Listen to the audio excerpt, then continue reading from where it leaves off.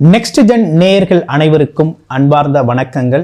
நான் உங்கள் வாழ்க வளமுடன் ஜோதிடர் ஸ்ரீ குரு சுந்தர வடிவேல்.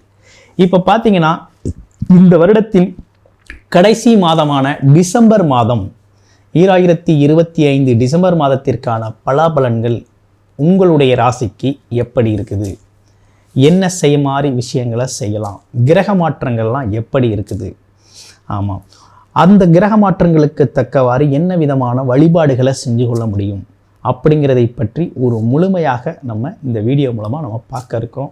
இப்போ உங்களுடைய ராசிக்கு எப்படி இருக்குது, என்ன செய்யலாம், என்ன செய்யக்கூடாது அப்படிங்கிறதை பற்றியும் முழுமையான விஷயத்தை தொடர்ச்சியாக பாருங்கள்.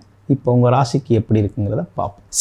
சிம்மராசியை பொறுத்த வகையில் இந்த டிசம்பர் மாத பலாபலன்கள் எப்படி இருக்க போகுது, என்ன மாதிரி கிரக நிலைகள், கிரக மாற்றங்கள் நல்ல விஷயங்களை கொடுக்க இருக்குது அப்படிங்கிறதை பற்றி முழுமையாக நம்ம பார்க்க போகிறோம்.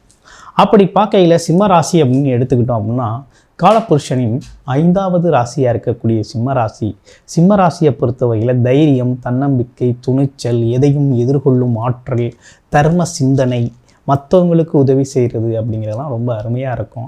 அரசியல் ஆர்வம் அப்படிங்கிறது எப்போதுமே உண்டு. அரசுத்துறை நிர்வாகம் அப்படிங்கிறதும் எப்போதும் உண்டு. உங்களுக்குன்னு ஒரு தனி வழி, உங்களுக்குன்னு ஒரு தனி பயணம், தனி பாதை அமைத்து செயல்படுறது அப்படிங்கிறது சிம்மராசிக்குனே உண்டான ஒரு மிகப்பெரிய சிறப்பு. சரி, இப்போ என்ன நடந்துக்கிட்டு இருக்குது, என்ன சூழ்நிலைகள் போய்கிட்டு இருக்குது அப்படின்னு பார்த்தோம் அப்படின்னா கிரக நிலைகள் எப்படி இருக்குது அப்படின்னு பார்த்தோம்னா ராசியிலே கேது பகவான் இருக்கார். ராசிக்கு 12ஆம் இடத்துல குரு பகவான் வக்ரகதி நிலை. அடுத்து ராசிக்கு 3ஆம் இடத்துல புதன், 4ஆம் இடத்துல சூரியன், செவ்வாய், சுக்கிரன் இணைவு பெற்று இருக்கக்கூடிய அமைப்பு. 7இல் ராகு, 8இல் சனி. உங்களுக்கு நிறைய விஷயங்கள் கவனம் எடுத்துக்க வேண்டிய அவசியம் அப்படிங்கிறது சிம்மராசிக்கு இருக்குது. எந்தெந்த விஷயத்தில் கவனம் எடுத்துக்கணும் அப்படின்னா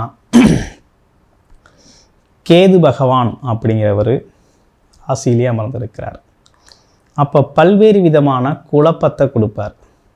குழப்பம்னா தேவையில்லாத மனக்குழப்பங்கள் நிறைய செய்யும். ஆமாம், தேவையில்லாத மனக்குழப்பங்கள் நிறைய செய்யணும். கேது பகவான் இருக்கிறார். உங்களை காப்பாற்றிக்கிட்டு இருந்ததே குரு பகவான் தான். 11ஆம் இடமான லாபஸ்தானத்திலிருந்து காப்பாற்றிக்கிட்டு இருந்தார். இப்போ அவரும் விரயஸ்தானம் உச்ச வக்ரமும் பெற்று விரயஸ்தானம் 12ஆம் இடத்துல இருக்கிறார். அப்போ பெருமணம் சம்பந்தப்பட்ட விஷயங்கள் கொஞ்சம் விரயம் அப்படிங்கிறது ஏற்படக்கூடிய ஒரு அமைப்பு அப்படிங்கிறது கொடுக்குது. அது மட்டும் இல்லாமல் பாருங்கள், அஷ்டமச்சனி, வேலை தொழில் சார்ந்த அலைச்சல் திருச்சல் அப்படிங்கிறது நிறைய இருக்கும். அதனால் கொஞ்சம் பொறுமையாக நிதானமாக கையாளணும். புது வேலை வாய்ப்புகள் கிடைக்குமா அப்படின்னு பார்த்தோம்னா இருக்கிற வேலையை மெயின்டைன் பண்ணி செய்கிறது தான் அந்த காலகட்டத்துக்கு ரொம்ப சிறப்பாக இருக்குது. புது வேலை முயற்சி எடுக்கிறது அப்படிங்கிறது நீங்கள் வேலையில் இருந்துக்கிட்டே ஒரு வேலையை ட்ரை பண்ணிங்க அப்படின்னா ஓகே. அது இல்லாமல் ஒரு புதுசாக ஒரு வேலையை விட்டுட்டு ட்ரை பண்ணுறது அப்படிங்கிறது சாத்தியமில்லாத ஒரு அமைப்பாக இருக்குது. அப்போ என்னென்னு கேட்டிங்கன்னா வேலை தொழில் அமைப்புகள் கொஞ்சம் கூடுதல் கவனமாக இருக்கணும். ஏன்னா அது கொஞ்சம் நெருக்கடியை கொடுக்குது, தேவையில்லாத ப்ரெஷர் டென்ஷனை கொடுக்குது. அப்போ அந்த விஷயத்தில் கூடுதல் கவனம் இருக்கும். ருட்டீன் ஒர்க் அப்படிங்கிறது தொடர்ச்சியாக செஞ்சுக்கிட்டு வர்றது அப்படிங்கிறது நல்லது. வண்டி வாகனங்கள் சார்ந்த விஷயத்தில் பயணம் செய்கிறது அப்படிங்கிறது, நீண்ட தூர பயணம் போகிறது அப்படிங்கிறத கொஞ்சம் கருத்தில் வச்சு கவனமாக போகணும். அதே போல் உங்களுடைய ராசியை பொறுத்த வகையில் ராசிக்கு 7ஆம் இடத்துல ராகு இருக்கிறதுனால தேவையில்லாத வாக்குவாதங்களை தவிர்த்துக்கணும், தேவையில்லாத பேச்சுக்களை தவிர்த்துக்கணும். குடும்பத்துலேயும் சரி, பார்ட்னர்ஸ்லேயும் சரி, தொழில் இடங்கள்லேயும் சரி வெட்டி பேச்சை தவிர்ப்பது அப்படிங்கிறது ரொம்ப நல்லது. அதே நேரத்தில் சிம்மராசியை பொறுத்த வகையில் ராசிநாதன் 4ஆம் இடத்துல இருக்கிறதுனால வீடு, வண்டி, வாகனம் சம்பந்தப்பட்ட விஷயங்கள், இடம், பூமி சம்பந்தப்பட்ட விஷயங்களில் தேவையில்லாத வாக்குவாதங்களை தவிர்த்துக்கிறது அப்படிங்கிறது நல்லது. இப்போ எடுக்கிற முயற்சிகள் அனைத்துமே பார்த்திங்கனாக்க ஒரு வெற்றியை தரும். எந்த முயற்சி எடுத்தீங்கனாலும் உங்களுக்கு சாதகமாக முடியும், ஒரு வெற்றியை தரும். ஆமாம், எதிர்பாராத மாற்றங்களும் திருப்பங்களும் உங்கள் வாழ்க்கையில் நடக்கும். அப்படிப்பட்ட அமைப்புகளோட இந்த டிசம்பர் மாதம் அப்படிங்கிறது அமைஞ்சிருக்குது. உங்களை பொறுத்த வகையில் வியாழக்கிழமைகளில் குரு பகவான் வழிபாடு அப்படிங்கிறது ரொம்ப முக்கியம், செஞ்சுக்கிட்டு வாங்க.